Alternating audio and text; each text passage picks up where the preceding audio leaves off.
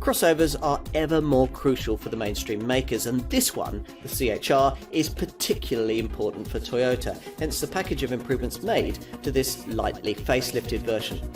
A little extreme, isn't it? But then it's supposed to be, aimed at Qashqai class buyers who want to make something of a statement. This car certainly does that.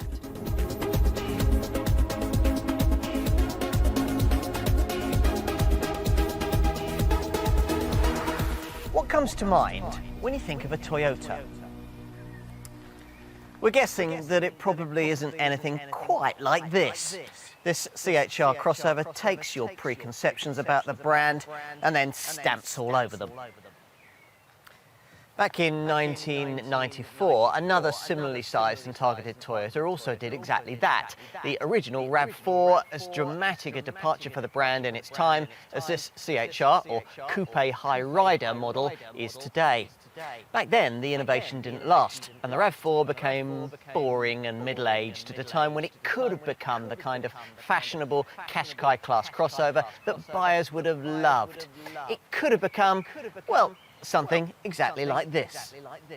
Since its launch in late 2016, the CHR has been something of a success story for Toyota, finding over 400,000 buyers across Europe, 50,000 of those in Britain.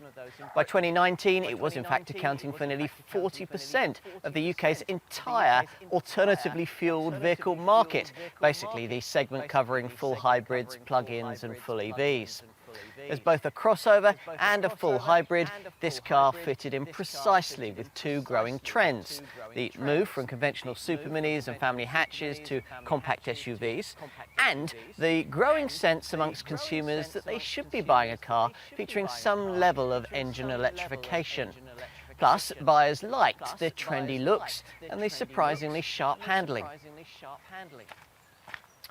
But the competition has been catching up. In 2019, the launch of Hyundai's Kona Hybrid delivered the CHR its first really direct segment competitor, and that Korean model could significantly undercut this Toyota on price. Plus, other trendy SUV B-segment models have sprung up, offering other different routes towards powertrain electrification. Mild hybrid tech for the Ford Puma, a plug-in powertrain for the Renault Captur, and a full EV battery pack for Peugeot's E2008. Hence the need for the package of CHR updates that Toyota announced for this car at the end of 2019. Now, the key change here lies beneath the bonnet. Since with the original model, 8 out of every 10 drivers wanted a hybrid, the conventional 1.2-litre petrol unit previously offered with this car was dropped as part of the updates, and the petrol-electric part of the range broadened with the addition of the more powerful 2-litre full hybrid engine that we're going to test here to sell alongside the existing 1.8-litre hybrid power plant. This quicker version gets some suspension enhancements, and across the range there are also a few light updates to the exterior styling and the cabin, plus refinements further improved, and Apple CarPlay, Android Auto smartphone mirroring at last makes an appearance. Will it all be enough to keep this Toyota current and justify what these days is a pretty premium price tag by SUV B segment or C segment standards? Let's find out.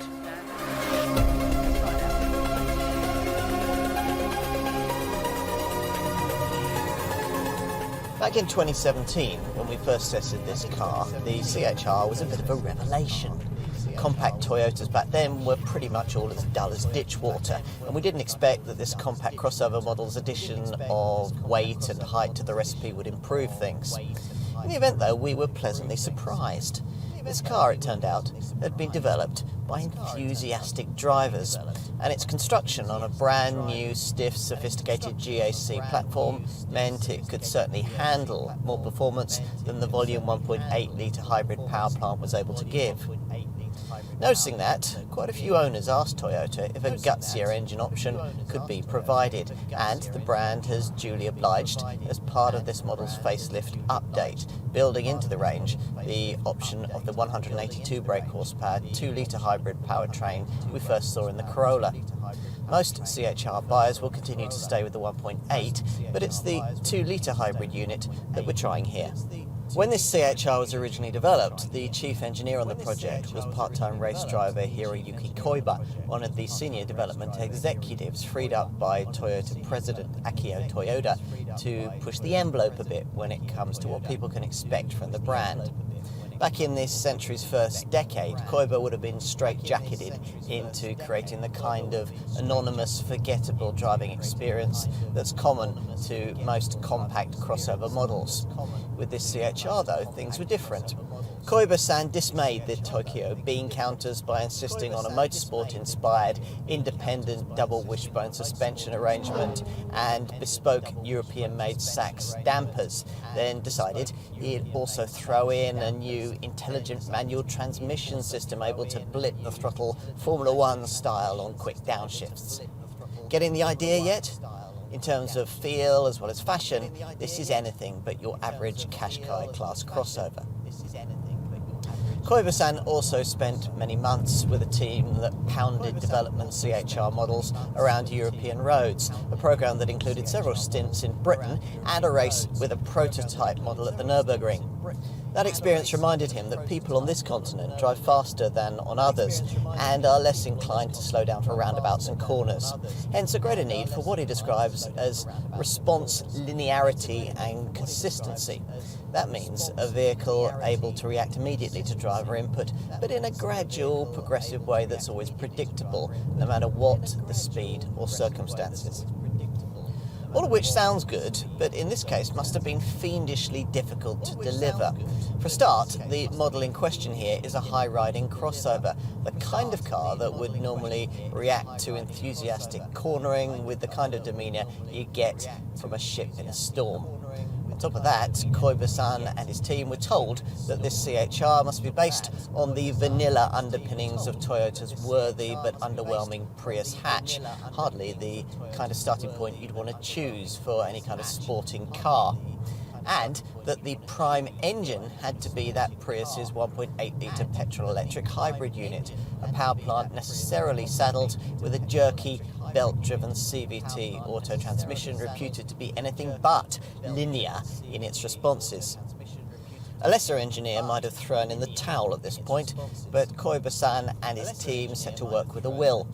The Prius-derived GAC platform, they noted, was impressively stiff and allowed for a particularly low centre of gravity to offset the CHR's required high-riding stance. Once they'd shortened this chassis by 40mm, then given it a wider track and added in a chunky set of anti-roll bars, things were starting to look up.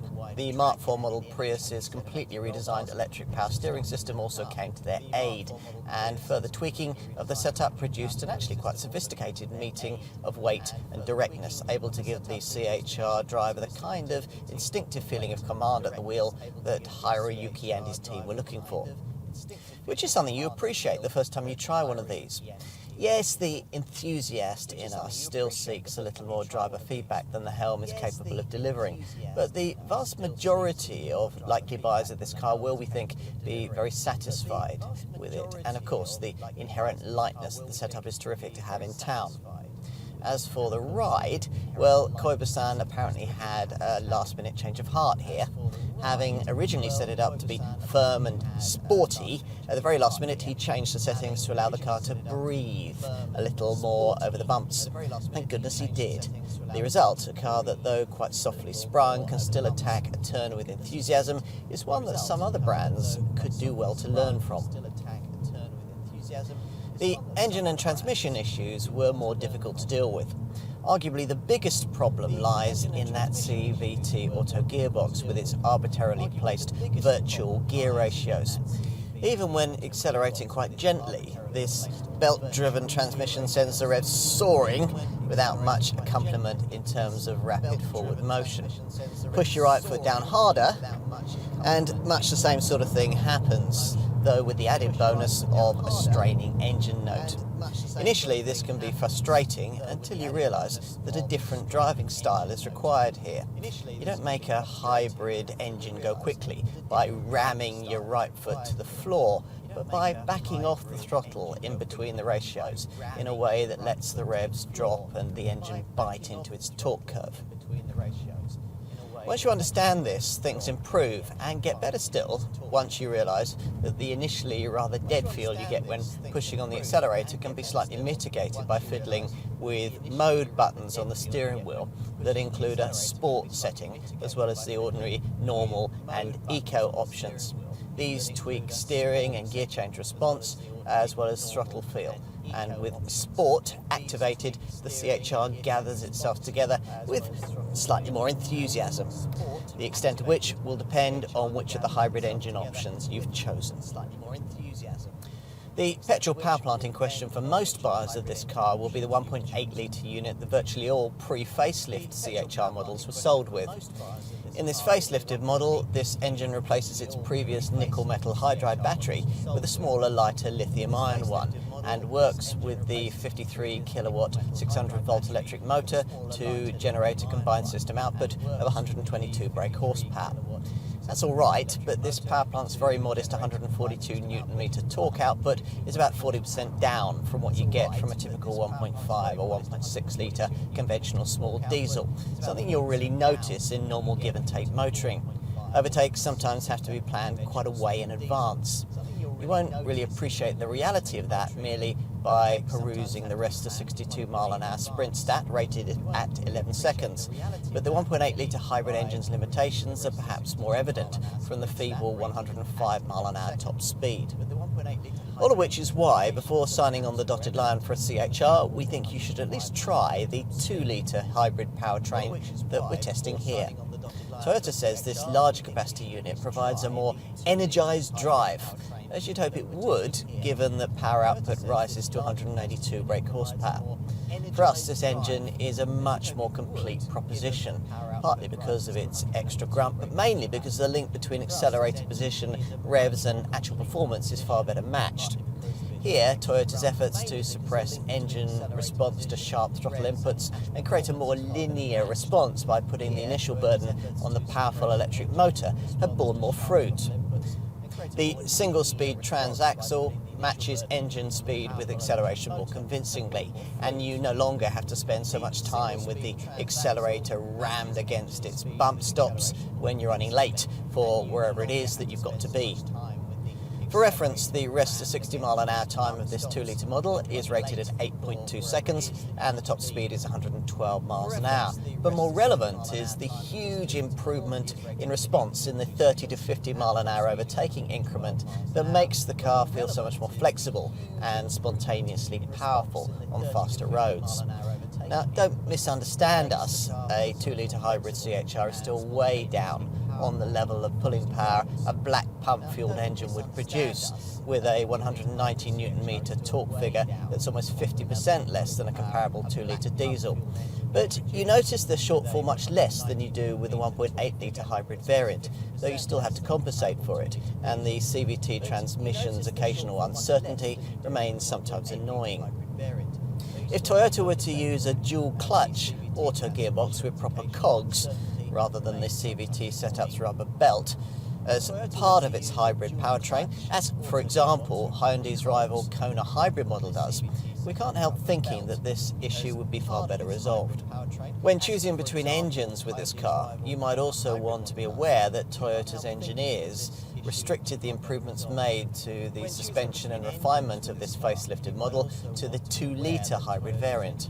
Suspension changes include new shock absorbers, while efforts to improve driving din, which was pretty restrained anyway, were centred around carefully placed seals, noise reduction and absorption pads in 11 different locations around the interior.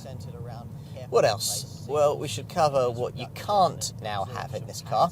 The conventional 1.2 litre petrol turbo engine that used to be available in this model has now been deleted for our market, and that in turn means that you can no longer have either a manual gearbox or all-wheel drive in a CHR purchased here. Not that it would ever have been wise to take this Toyota far off a paved surface anyway. It's simply not built for that, and the towing capability, rated at just 725 kilograms, is also pretty pathetic. The CHR's remit is, of course, for the urban jungle rather than the Amazon, and it's in such a city environment that you might be tempted to use the provided EV button that's supposed to deliver a degree of all-electric motoring. Unfortunately, there's not much point in doing so because the battery runs out of puff in a few hundred yards and won't function at all if the engine's cold or if for some reason the cells haven't been charged up. If that's a problem for you, then you'll need to find a bit more for one of the PHEV plug-in models now starting to appear in this market segment. That kind of technology will probably make an appearance on the next generation of CHR. But on the evidence of this test, this one still seems to have a great deal of life left in it. Customer feedback has improved what was already a very complete product.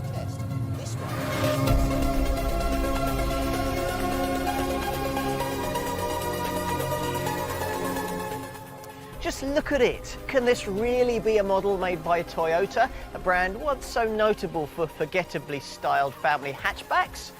This, apparently, is what happens when the shackles are removed from the company's designers, as President Akio Toyoda assures us they will be going forward. Initially revealed as a concept car at the Paris Motor Show in 2014, the CHR's futuristic styling made it through to production reality remarkably unscathed. According to the Japanese maker, it's for young customers driven by emotional considerations. A crossover for someone who wants their car to serve as an extension of their personality. If you can't see the point of that, then move right along. You won't like what's on offer here. These days, this is a car we're now a little bit more familiar with, but see a CHR for the first time, and it's difficult to know what to look at first, with prominently projecting wheel arches, hidden rear door handles, and a floating roof headlining the design flourishes. If you are minded to be boring and cynical about Toyota's efforts, you won't get much sympathy from us. This market segment is so crammed with alternatives that anything new simply has to stand out, and this car absolutely does. Now, if you accept that the finished product is part coupe, part hatchback and part crossover, then without doubt it's the SUV element that's most obvious here at the front. The high bonnet framing a slender upper grille and headlights smeared at each corner. Beneath that is a large expansive upper bumper, below which lie twin air intakes. The upper one, a thin slit, and the lower, a much bigger opening for the radiator. In terms of what's visually different about this updated model, this area of the front is probably where the biggest updates lie, with changes made to the panel between the air intakes and the relocation of the fog lamps into these slanted aero-style corner cutouts. Other changes see the daytime running light strips, which integrate the indicators, move from the lower to the upper part of the headlamp units. Across the range, the headlights now feature LED reflector beams. Not much has changed in profile, not much needed to. From this perspective, the coupe cues become more obvious, with an evident sense of movement, even at a standstill, thanks to this dramatic upward lower crease that rises sharply into the power-packed rear haunches. The aesthetic form here would be spoiled by a rear door handle, so the catch has been positioned up here in the roofline, another touch guaranteed to annoy the Surbiton set. We mentioned the prominent wheel arches. Separated by this curving, blacked-out lower rocker panel, they give the car its high-riding stance, and frame freshly restyled alloy rims that are 17 inches with base icon trim, but as in this case, 18 inches in size further up the range. A few subtle changes feature at the rear. These ribbed rear light clusters gain super bright LED tech, a more expressive illumination signature and progressive scrolling indicators. They continue to stand proud of the tapering bodywork, but are now connected by this sleek, glossy spoiler. Initially, though, your eye is more readily drawn to this more prominent vented roof-mounted wing further up, which appears to peel off the back of the car.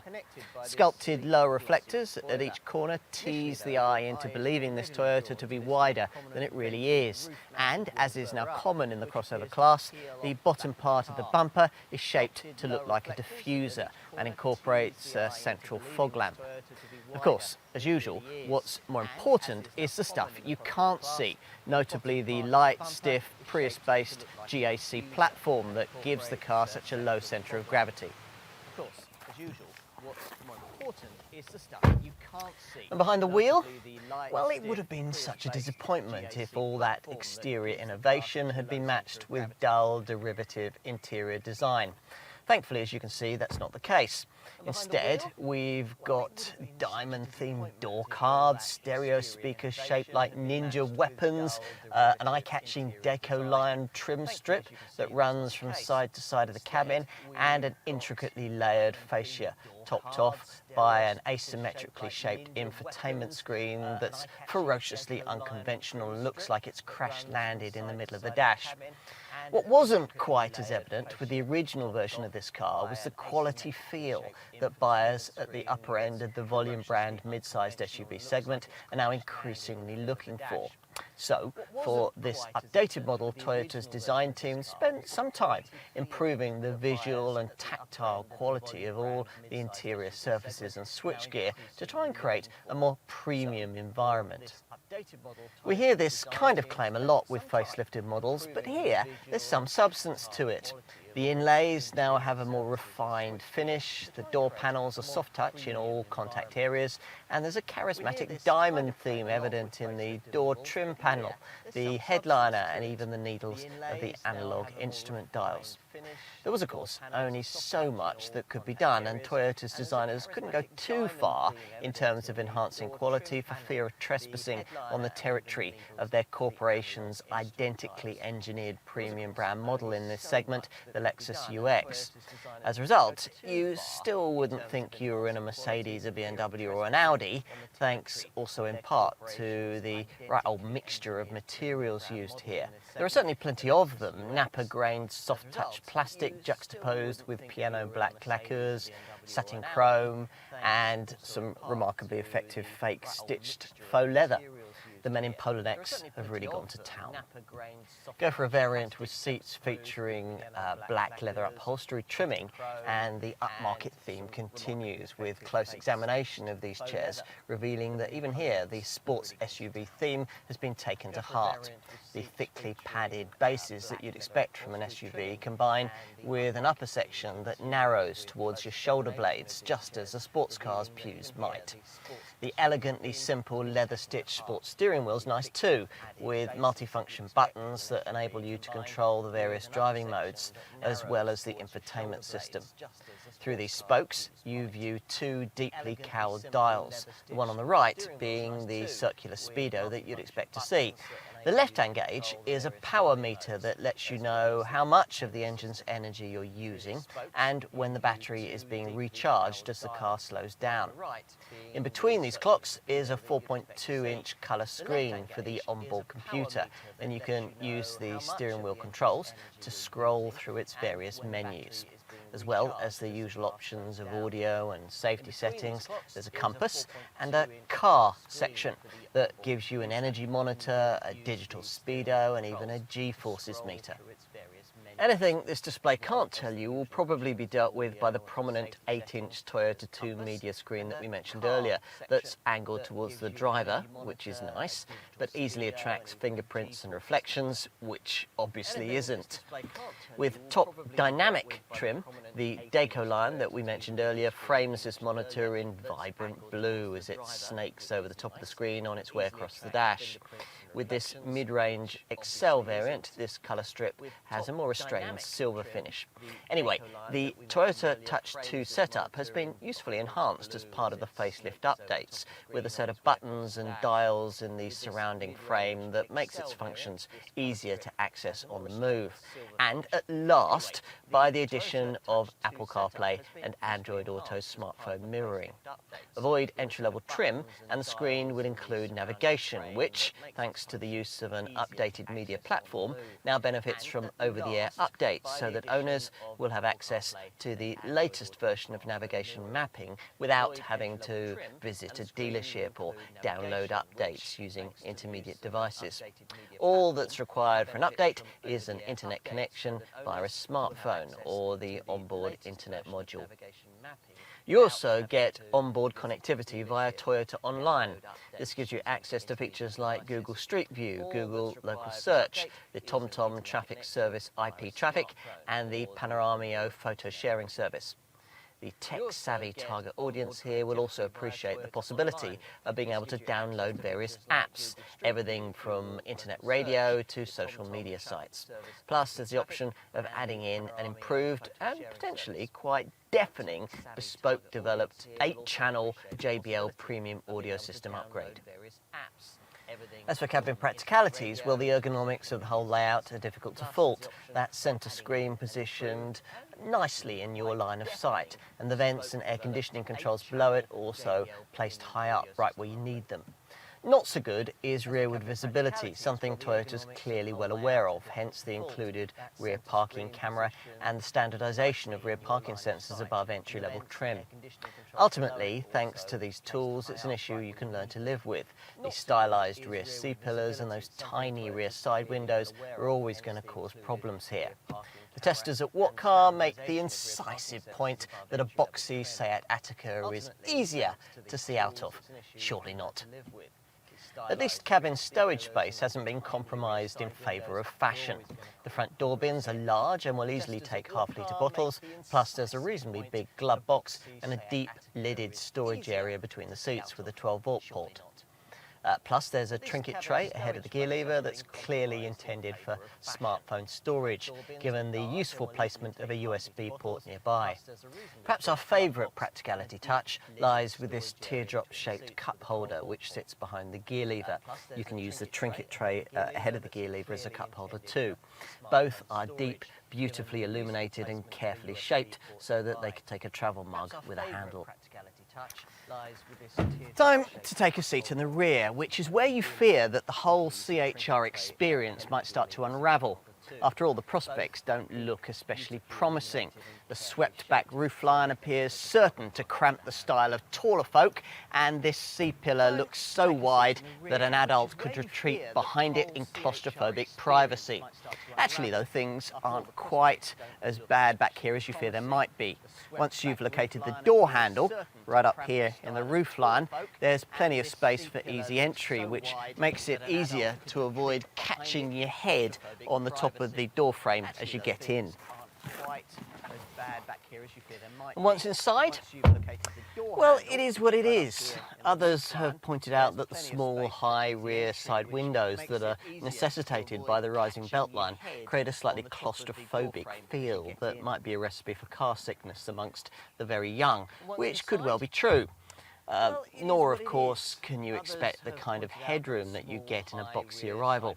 Ultimately, given the limitations of the stylised shape, we reckon the designers have done pretty well here, though it's true that the cabin space back here is generally more akin to that you get in a crossover with smaller outward dimensions.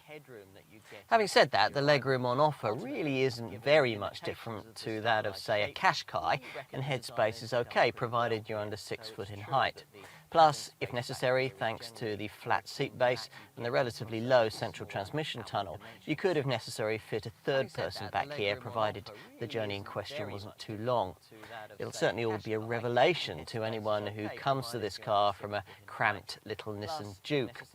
Isofix child seat mounts are provided for the 2 outer seats, and a cup holder is moulded into each door to make up for the lack of door pockets. Plus, there are mat pockets in the seat backs for extra storage. Finally, let's take a look at the boot. Here again, the swept-back rear styling might lead you to worry when it comes to issues of sense and sensibility. Let's see. Lift the tailgate. There's still no powered option, and there's quite a high loading lip, but once you get beyond it, there's a reasonably shaped, if rather shallow, space, 377 litres in size. For reference, that's 16 litres more than is offered by this car's most direct competitor, the Hyundai Kona Hybrid. Overall, this is more the kind of capacity that you'd expect from a more compact class of crossover model, but actually, It's a bit smaller even than that. A little Nissan Juke has a boot 45 litres larger. You get a couple of large suitcases in this CHR, but that'd be about it. Ultimately, what's provided here is about 20% less room than you'd get from a more typical Qashqai class rival, which isn't great, but it's something that we think the majority of potential owners will be able to live with. Unfortunately, Toyota doesn't offer an adjustable height boot floor, so there's no way of lowering the cargo base to get taller items in. 4 silver tie-down points are provided, and there's a bag hook on each cargo sidewall. 3 storage areas of varying sizes are provided beneath the boot floor, but there's no space for any kind of spare wheel, even one of the space-saver variety. There are no cargo wall side catches to lower the split-folding rear bench, so you have to reach to these catches on the seat's shoulders. When you push them forward, 920 litres of space is revealed up to tonneau cover level, or 1,160 litres if you load up to the roof.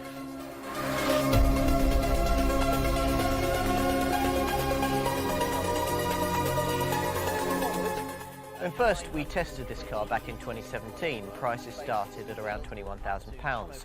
But by the time of the launch of this facelifted version, that starting figure had risen to around £26,000. And it's quite likely that many buyers will be choosing a model pitched closer to the £30,000 mark. As before, there's this single 5-door body style, and the core engine is a 1.8 litre self-charging hybrid petrol unit with 122 brake horsepower.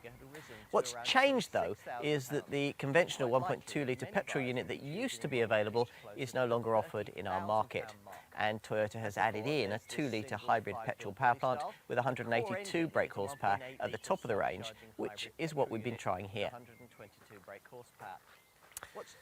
Those are the model headlines. Time for some detail on the range structure.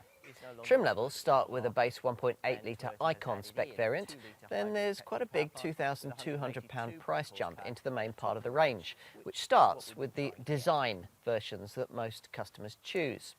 At the top of the lineup, you've 2 trim choices which both cost around the same. Excel, which is what we have here, and emphasises luxury, and Dynamic, which prioritises sportiness. Design, Excel and Dynamic variants all offer the option of the 2 litre hybrid engine for a premium of around £1,600 over the alternative 1.8 litre unit, and whatever CHR model you choose, you have to have front-wheel drive and CVT auto transmission. Got all that? Good. So, how does the value proposition stack up here? It'll be interesting to see. Back in 2017, some of Toyota's more optimistic marketing people reckon that this car had no direct opposition at all. Well, if that was true then, it certainly isn't now.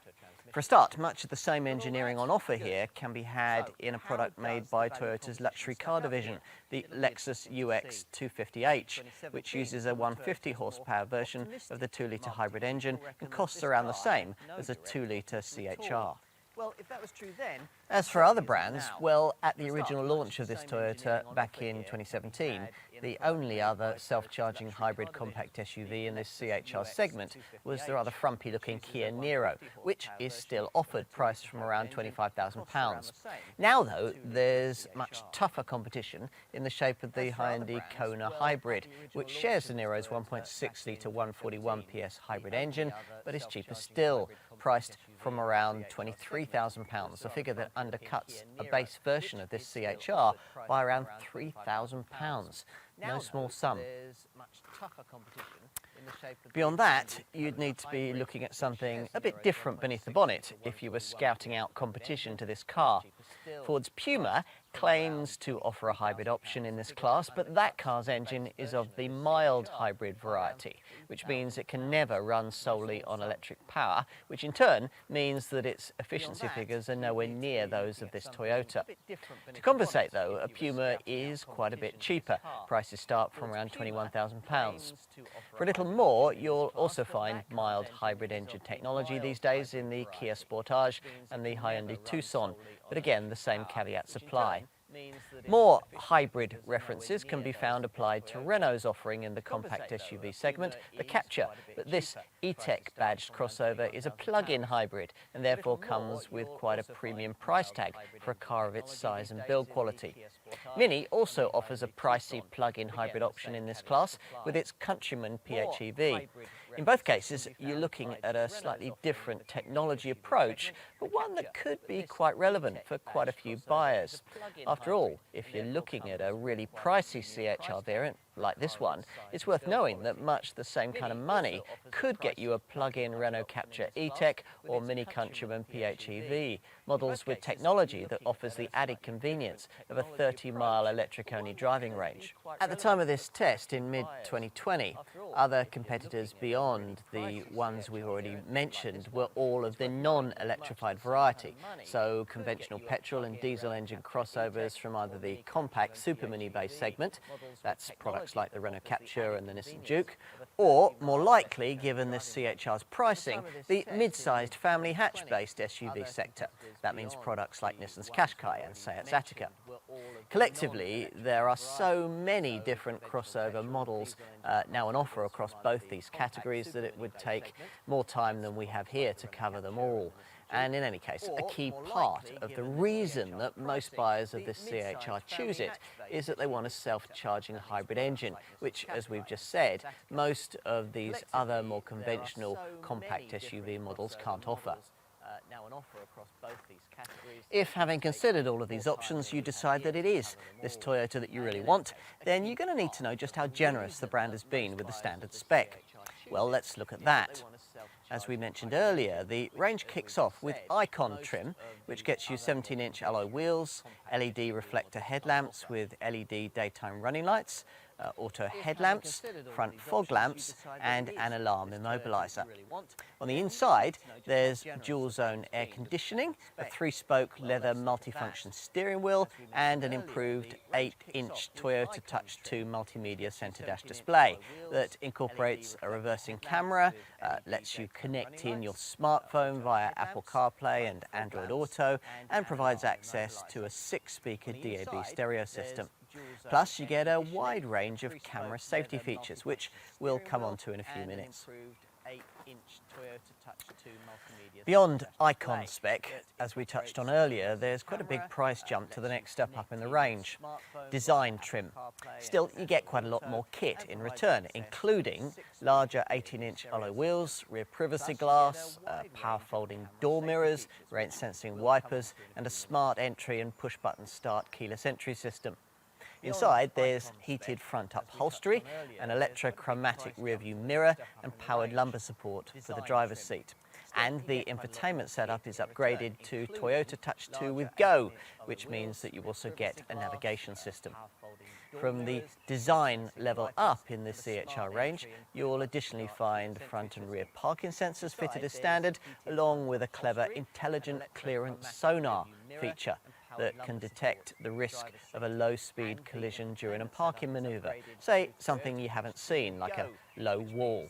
Because the intelligent clearance sonar is directly connected to the braking system, if something like that is detected, the brakes will automatically be applied to prevent an incident. And talking of parking, design spec also includes the brand's simple intelligent parking assist system that can identify spaces and line up your CHR for easy manoeuvring into them. At the top of the range, you've got the choice that we mentioned earlier of either XL spec, which is what we have in this case, or a slightly sporty looking dynamic spec model. Now, both base their trimming on what you get with a design model, then add a few nice-to-have extras. XL spec gives you black leather upholstery, a power-adjustable driver's seat, a heated steering wheel, and a humidifying nano filter for the climate control system. Dynamic spec, in contrast, offers metallic paint and a bitone paint finish that gives you a contrasting black roof. In the cabin of a dynamic variant, you'll find black and blue fabric on the seats and a dark violet upper dashboard finish featuring a vibrant anodized blue deco line. Both Excel and Dynamic models give you LED front fog lamps and automatic levelling for adaptive full LED headlamps with beams that turn with the bends. Plus, with both these two top trim levels, there's the contents of a tech pack that'll be optional further down the range, including puddle lights for the door mirrors and some extra camera safety features that we'll tell you about in a moment. But before we get to that, let's talk about options and look at those in greater detail. Nearly all CHR buyers pay extra for metallic paint. We've got Dakuma Grey here, plus there are some pearlescent options too. You can add a matte black finish for the 18-inch alloy wheels, and there's an optional Sport Plus pack which gives you front and rear underguards and side skirts. A chrome pack adds chrome finishing for the side sills, the front fog lamp surrounds and the rear boot garnish. And you can add black side steps too if you really must. In terms of luxury stuff, the option Toyota really wants you to consider is the concert hall quality premium audio system that it's developed for XL and dynamic versions of this car with specialist JBL. This 8-channel 576-watt 9-speaker setup supports Clarify technology, which restores digitized sound to almost CD quality. On design and dynamic spec models, you can also option in black leather upholstery. With the entry-level Icon spec variant, given this Toyota's slightly restricted rearward visibility, you're almost certainly going to need to pay extra for the optional parking pack, which gives you front and rear parking sensors, along with that intelligent clearance sonar that we mentioned earlier. On to practical touches. An essential protection pack gives you a boot liner and a rear bumper protection plate. Or you can get both these features as part of a Protection Plus pack that also includes rubber floor mats and scuff plates for the doors.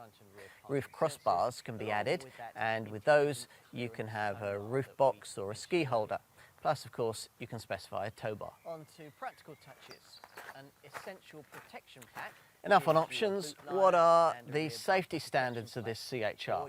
Well, they're very high, thanks to Toyota's decision to include its Safety Sense package at no extra cost right across the range. This includes 5 key radar-driven features, the most important of which is the pre-collision system with pedestrian detection, autonomous braking setup. Here, a front-mounted camera and a millimetre wave radar sensor both scan the road ahead at between 60 miles an hour and the vehicle top speed, searching for potential collision hazards, either with people or animals, solid objects or other vehicles. If something that you might be in danger of hitting is detected, you'll be warned. If you don't respond or aren't able to, then the brakes will automatically be applied to decrease the severity of any resulting accident. There are 4 other safety sense features. Lane departure alert lets you know if the car is wandering over road markings. Road sign assist pictures road signs as you pass and displays them on the dash. Automatic high beam dips your headlights for you at night to avoid dazzling oncoming vehicles, and adaptive cruise control automatically regulates your speed on the highway to maintain a safe gap to the car in front, varying as necessary to suit speed and congestion. The CHR also gets plenty of more conventional safety kit too. Twin front, side and curtain airbags, for example, plus a further airbag for the driver's knees and Isofix child seat mounts on the 2 outer rear seats. On top of that, there's hill start assist control to prevent the car from rolling backwards as you pull away on steep inclines, plus VSC stability control and the usual ABS braking and traction control systems. Every model in the range also comes with a tyre pressure warning system and trailer sway control to prevent snaking when towing. Go for top XL or dynamic trim, and more standard safety gear is provided in the form of 2 further radar-driven features. Rear cross traffic alert can detect approaching vehicles and warn you as you reverse out of a bay, while the blind spot monitor works on the move to stop you from dangerously pulling out to overtake when there's a vehicle in your blind spot. These 2 features can be added at extra cost to the base Icon model as part of the optional tech pack that we mentioned earlier.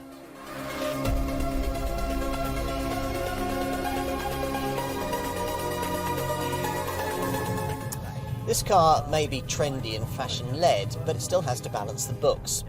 Toyota has stuck to its principles here by not offering a diesel engine, instead persisting with the petrol-electric hybrid technology that's proved to be a major selling point for this model. You can see why from a glance at the WLTP rated figures. With its standard CVT auto transmission, the volume 1.8 litre hybrid version in base Icon form delivers up to 58.5 miles to the gallon on the combined cycle and 109 grams per kilometre of CO2, or up to 57.6 miles to the gallon and 110 grams per kilometre if you choose a more common model with the larger 18-inch alloy wheels. Now, it's true that these returns are quite a way off the figures you'd get from the Mark IV Prius model this CHR is based on. That car manages up to 68.3 miles to the gallon and 94 grams per kilometre. And of course they can't match the showing you'd get from plug-in hybrid crossover versions of direct crossover rivals like Kia's Niro and the Mini Countryman. What's significant though is that the CHR's returns are easily enough to better the readings you get from a rival diesel crossover of the same size and configuration. A comparably priced Volkswagen T-Roc 1.6 TDI, for example, typifies the kind of returns you'd get from a black pump competitor, managing up to 53.5 miles to the gallon, which is somewhat close to a CHR, and 138 grams per kilometre of CO2, which is way off. And those figures are based on a version of that Volkswagen with a manual gearbox rather than the convenience of this Toyota's automatic. The result of all this is that a hybrid CHR attracts a very low benefit-in-kind taxation rating by class standards, between 24 and 25%. To give you some perspective, that rival T-Roc 1.6 TDI is rated at 34%. Plus, of course, a car like that T-Roc will cost more to VED tax while running on pricier fuel. Now, you'll also want to know about the readings of the alternative engine in the CHR lineup, the 182 brake horsepower 2-litre hybrid unit that we're trying here.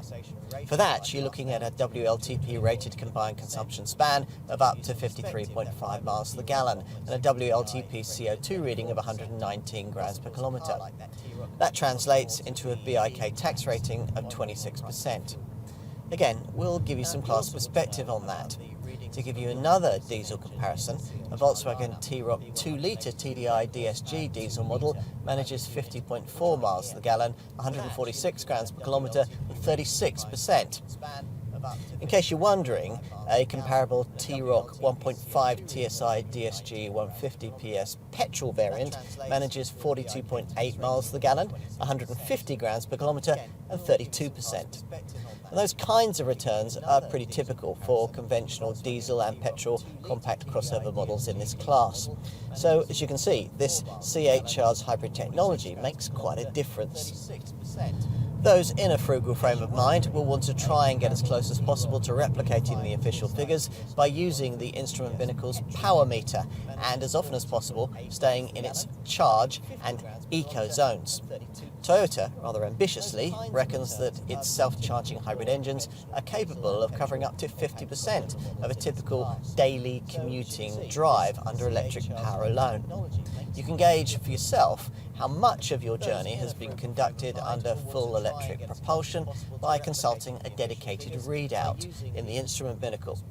As usual on a Toyota hybrid, there's an available EV button that's supposed to fix the car in electrified motion, which on the 2-litre hybrid can apparently take place at up to 70 miles an hour.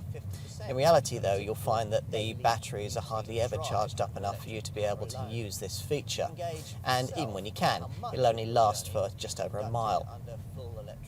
The 2-litre setup might do better than the 1.8 because it has more battery cells and can offer more regenerative energy. The hybrid battery used by the 1.8 litre engine, by the way, now uses lithium-ion cells, which can absorb more current and improve the delivery of electric power. For reasons Toyota couldn't fully explain to us, the 2-litre hybrid powertrain sticks with the old-fashioned nickel-metal hydride battery cells. Either way, during much of your urban motoring in a CHR hybrid, say when you're inching along in traffic with the engine seamlessly disabled, the EV mode activated and battery power in motion, you won't be emitting any emissions. At which point you might like to monitor the hybrid system's cleverness on the energy display that you'll find on the center console monitor. The same display also providing graphical trip information and history screens so that you can gauge your ongoing success in fuel economy and brake energy regeneration. At higher speeds, you'll need to bear in mind that the quoted fuel figures are even more heavily dependent than normal on the driver assuming a significant degree of restraint. Certainly to get anywhere near even the 40 mile per gallon mark in day-to-day use with this Toyota, you'll need to keep the car locked into the driving mode system's eco setting, which moderates throttle response and engine power output while tweaking the climate control. When the engine does kick in, the fuel meter in the instrument binnacle seems to suggest that it sips fuel at an agreeably restrained rate, helped by what Toyota claims to be a world-beating thermal efficiency rating of over 40%. All of the technology on offer might make you worry about this CHR hybrid model's reliability, but the Prius-derived engineering in use here scores very highly in almost every customer satisfaction survey going, and all models are covered by a 5-year, 100,000-mile warranty.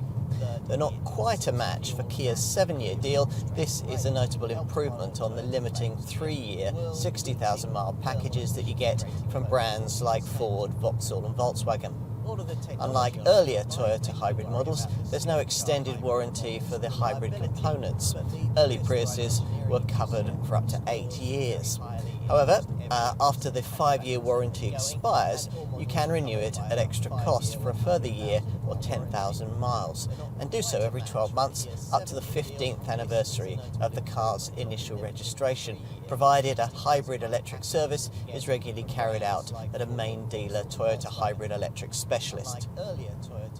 As standard, CHR buyers get 5 years of pan-European roadside breakdown assistance, a 3-year paint warranty and 12 years of anti-perforation cover. As for looking after your car, well, routine maintenance is needed every 10,000 miles or 12 months, depending on which comes around soonest. That may be a little frustrating if you're a higher mileage driver. Hybrid models are subject to extra service checks, but Toyota doesn't charge any more to do it. There's a dedicated My Toyota website that allows you to book a service online, and Toyota has a fixed price servicing plan, so you'll know in advance exactly how much any work will cost before you check into a dealer. You could also take advantage of the optional prepaid service plan that your dealer will offer at point of purchase, this enabling CHR owners to cover the cost of routine maintenance with monthly or one-off payments in advance. However you go about paying for maintenance on a CHR hybrid, it shouldn't cost you very much. After all, there's no starter motor or alternator to go wrong, no drive belts to break, a maintenance-free timing chain, no particulate filter to get clogged up with diesel fumes, and of course, thanks to the CVT Auto gearbox, no clutch either. The hybrid setup has a good record for minimising tyre wear, and its battery will last the life of the car. Plus, the regenerative braking setup helps extend the life of the brake pads. Over 60,000 miles of driving, the front pads should only need replacing once, while the rear pads and all the discs will probably last the full distance of ownership. What about predicted residual values? Well, industry experts reckon that after 3 years and 36,000 miles, the CHR 1.8 litre hybrid in XL trim will still be worth £15,784, which equates to 51.7% of its original value. For a CHR 2 litre hybrid in XL trim, the figures are £16,682, which equates to 51.9% of original value. Finally, we'll tell you about insurance. The 1.8 litre hybrid models are rated at Group 15E or 16E. For the 2 litre hybrid, it's Group 21E or 22E.